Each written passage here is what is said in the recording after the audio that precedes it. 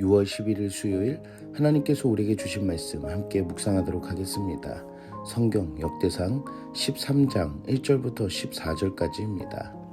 다윗이 천부장과 백부장 곧 모든 지휘관과 더불어 의논하고 다윗이 이스라엘의 온 회중에게 이르되, 만일 너희가 좋게 여기고 또 우리의 하나님 여호와께로 말미암았으면 우리가 이스라엘 온 땅에 남아있는 우리 형제와 또 초원이 딸린 성읍에 사는 제사장과 레위 사람에게 전령을 보내 그들을 우리에게로 모이게 하고 우리가 우리 하나님의 궤를 우리에게로 옮겨오자. 사울 때에는 우리가 궤 앞에서 묻지 아니하였느니라. 뭇 백성의 눈이 이 일을 좋게 여기므로 온 회중이 그대로 행하겠다 한지라.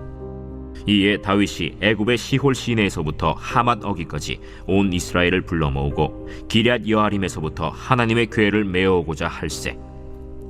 다윗이 온 이스라엘을 거느리고 바알라 곧 유다에 속한 기럇 여아림에 올라가서 여호와 하나님의 궤를 메어오려 하니, 이는 여호와께서 두 그룹 사이에 계심으로 그러한 이름으로 일컬음을 받았더라.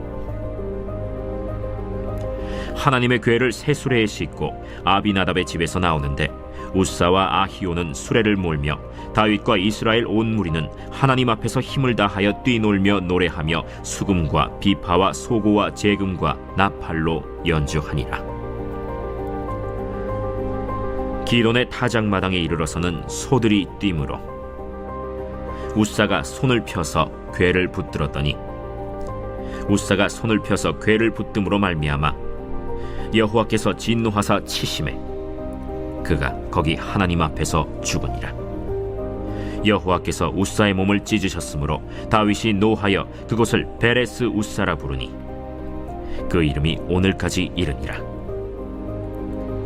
그날에 다윗이 하나님을 두려워하여 이르되, 내가 어떻게 하나님의 궤를 내 곳으로 오게 하리요? 다윗이 궤를 옮겨 자기가 있는 다윗 성으로 메어들이지 못하고 그 대신 가드 사람 오벳 에돔의 집으로 메어가니라.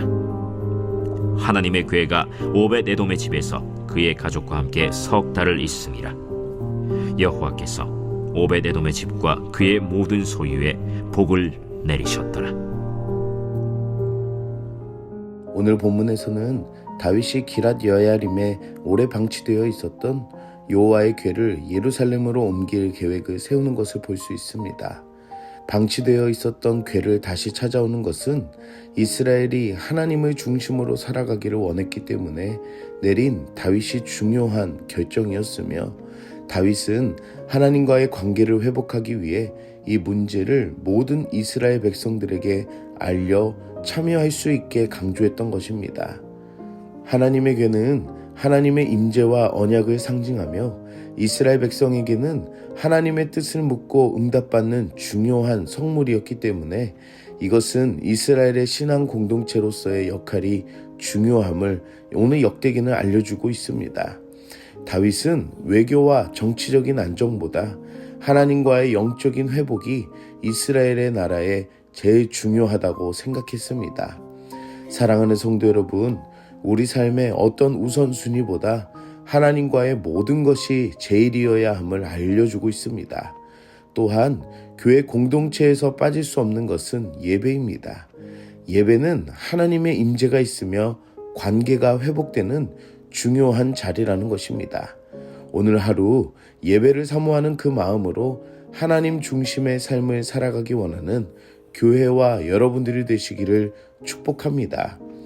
다윗은 백성들과 언약궤를 옮기기 위해 애굽의 시올 시내에서부터 하맛 어기까지 모든 백성을 불러 준비하도록 합니다. 그리고 새 수레에 언약궤를 싣고 아비나답의 집에서 나오게 됩니다. 우사와 아히오가 수레를 몰고 다윗과 이스라엘 온 무리는 하나님 앞에서 힘을 다하며 뛰놀며 노래하며 수금과 비파와 소고와 재금과 나팔로 연주하며 기쁨의 순간을 맞이하게 됩니다. 그런데 사건이 하나 발생하게 됩니다. 기돈의 타작마당에 이르자 소들은 뛰게 되었고 수레에 실었던 궤가 땅에 떨어질까 우사는 손을 펴서 궤를 붙들게 되었습니다. 그리고 이 순간 여호와께서 우사를 치시고 그 자리에서 우사는 죽게 됩니다. 당연히 괴가 쓰러질 뻔한 것을 붙드는 것은 본능적인 부분이지만 오늘 웃사는 이 행동으로 죽게 된다는 것입니다. 모든 준비와 과정들은 잘 진행한다고 했지만 이들이 간과하며 놓친 것이 있었습니다. 그것은 하나님의 거룩함과 그분을 경외하는 태도라는 것입니다. 열정은 높으나 언약궤를 다루는 하나님의 규례는 철저히 무시했다는 것입니다. 하나님의 언약궤는 이동할 때에 수레로 옮기는 것이 아닙니다. 그리고 언약궤는 아무 사람이나 운반하는 것이 아니었습니다. 하나님께서는 이들에게 말씀하시길 언약궤는 레위 지파 중에도 고핫 자손만이 옮길 수가 있고 그 자손들이 어깨에 메어 운반해야 했고 절대 손으로 만질 수가 없었습니다. 하지만 이들은 자신들의 좋은 방법대로 신속한 방법대로 생각하여 하나님의 명령을 잊고 행동한 것이었습니다.